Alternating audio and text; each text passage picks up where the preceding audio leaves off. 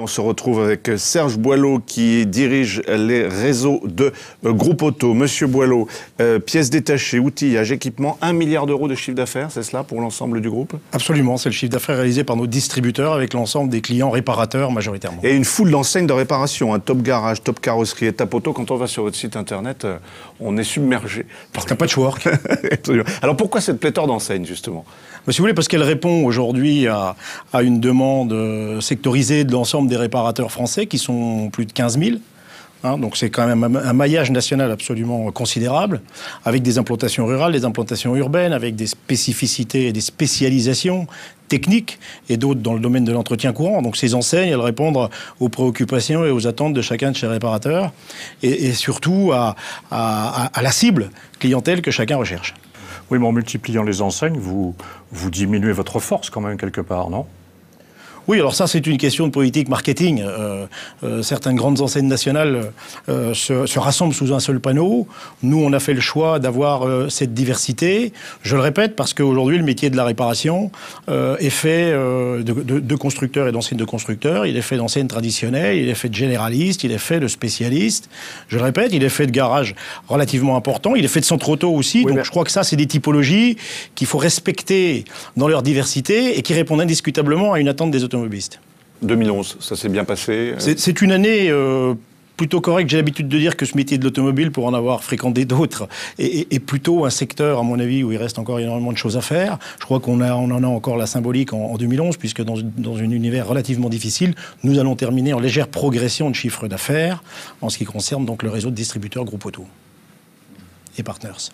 Je voudrais revenir sur la pléthore d'enseignes quand même, pour que vous nous précisiez bien quel est le positionnement de chacune d'elles. Je vois l'exemple de Volkswagen. Volkswagen a un parc aussi très large, avec des véhicules récents, des véhicules très anciens. Il n'a qu'un seul nom. Il n'a qu'une seule enseigne. Vous, à quoi est attachée véritablement cette multiplicité d'enseignes? Alors, la multiplicité d'enseignes, je vous l'ai dit, et je vous le confirme, elle est attachée à la typologie des réparateurs qui existent en France depuis maintenant une trentaine d'années. Ça veut dire que nous avons une enseigne de centre auto qui répond précisément à cette nature d'intervention, je dirais. Nous avons une enseigne qui s'appelle Top Garage, qui est l'enseigne phare que l'on peut qualifier de garage qualitatif, technique, avec un maillage maîtrisé, je dirais, et couvrant l'ensemble du territoire.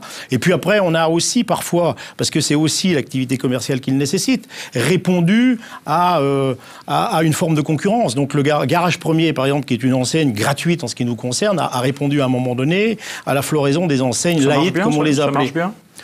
Écoutez, c'est un réseau de 600 garages aujourd'hui qui s'est constitué en 5 années. Sa mission était de rassembler 500 garages qui, jusqu'à maintenant, n'avaient pas trouvé dans les offres d'enseignes garages une réponse. Ça signifie qu'il y a 500 nouveaux garages qui nous ont rejoints. Honnêtement, cette enseigne-là, elle n'a pas de notoriété. Elle est malheureusement, comme toutes les enseignes de garage, à un niveau très très faible de notoriété. Mais je crois que c'est pas la caractéristique de Garage Premier. Est-ce que votre intérêt, ce serait pas de tout mettre sur Top Garage en disant Top Garage, le réseau qui sait tout faire pour toutes les voitures de tous les âges? Pas mal ça. Oui, non, mais tout à fait, mais absolument. Mais ça, c'est vrai que ça peut être une réflexion. Maintenant, si vous voulez, la force d'une enseigne, c'est son homogénéité et son contenu de concept. Et vous pouvez pas à l'intérieur mettre tous les intervenants, quels qu'ils soient, sans au moins un respect d'un cahier des charges cohérent. Et surtout, la compréhension de la part de l'automobiliste, parce que la cible, c'est l'automobiliste. Mais alors, expliquez-moi, là, Top Carrosserie, ça existe? Oui, absolument. C'est chez vous? Absolument. Et vous allez créer Mon Carrossier, c'est ça? Non, alors ça, c'est une particularité liée à la structure de notre groupement. Aujourd'hui, le groupe Auto est composé de 2 groupements de distributeurs. Le réseau Groupe Auto, qui sont des distributeurs de pièces automobiles à l'enseigne Groupe Auto, et le réseau Partners, qui sont d'autres distributeurs à l'enseigne Partners. Ceci est lié au rachat d'une entreprise spécialisée dans la distribution de la pièce. Voilà. Donc nous avons souhaité impérativement garder ces 2 réseaux de distribution en matière de distributeurs de pièces, de grossistes en pièces. Et donc nous avons conservé, Partners possédait 2 enseignes de réparateurs, une enseigne de carrossier qui s'appelait Mon Carrossier et une enseigne de garage qui s'appelait Mon Garage. Ceux-là, on les connaît pas du tout. Donc on a souhaité, mais au même titre que les autres. Je suis pas méchant, mais c'est la vérité. Didier, on a fait une enquête de notoriété très récemment, avant une campagne télévisée, qui nous a permis de constater que les garages n'ont aucune notoriété.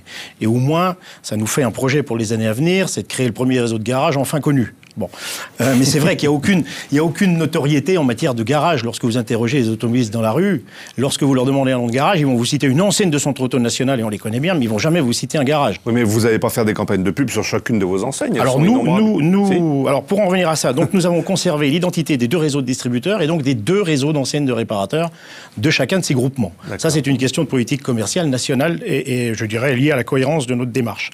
En ce qui concerne la communication, chaque réseau possède ses supports de communication adaptés. Donc Top Garage utilise la télévision, donc je l'ai dit, c'est un peu le réseau élite. Et puis les autres réseaux utilisent des procédés beaucoup plus, j'allais dire, basiques et traditionnels, tels que le dépliant en clientèle de proximité, mailing adressé, etc. Voilà. Ou même communication sur le site du réparateur. J'ai une question, enfin même question qu'à M. Dauger. L'année 2012 se présente avec inquiétude ou avec une relative sérénité? Alors, ne pas parler d'inquiétude, ça ferait preuve un peu d'inconscience, parce que je pense que les médias, au quotidien, nous rappellent quand même l'univers dans lequel nous allons œuvrer. Mais, je le répète, ce milieu de la réparation automobile recèle quand même énormément de ressources de progression. Et voilà, et nous restons, au même titre que l'évoquait M. Dauger, optimistes pour 2012.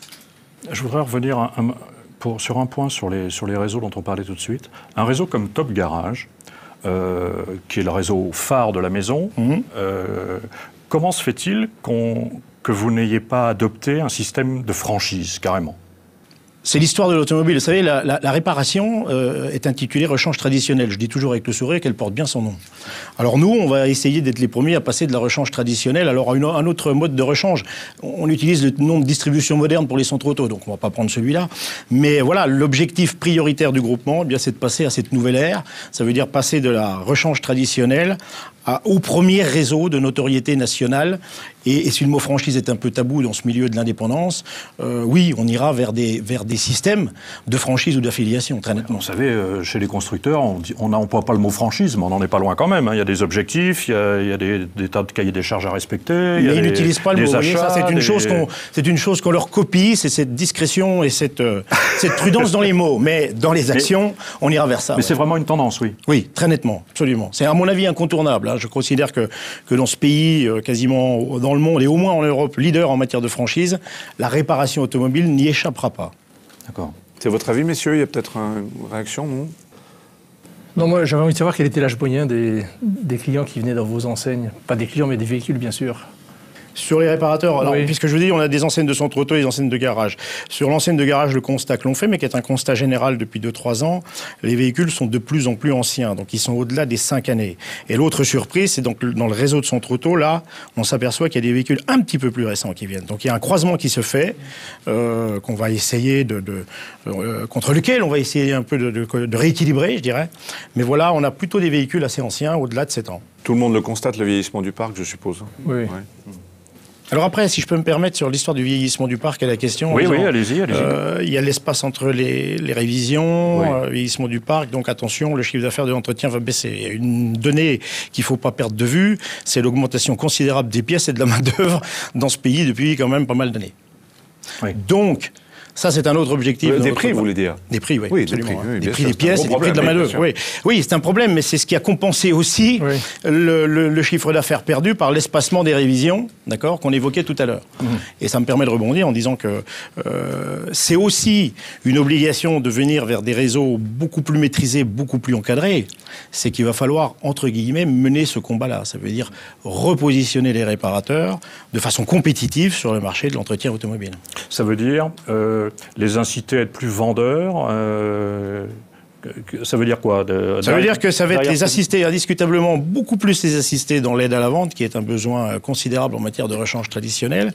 Et puis on peut le dire, il faut prononcer les mots, beaucoup plus les encadrer sur les notions de taux horaires, sur les notions de forfait, sur les notions de positionnement tarifaire de la pièce. Nous sommes quand même dans un milieu, entre guillemets, avec une concurrence assez particulière, c'est on est dans la dictature de ce qu'on appelle le prix constructeur, ce qui n'a rien de péjoratif, mais c'est le prix de base. Alors que finalement, le prix constructeur, ça c'est une notion qui ne nous appartient qu'à nous.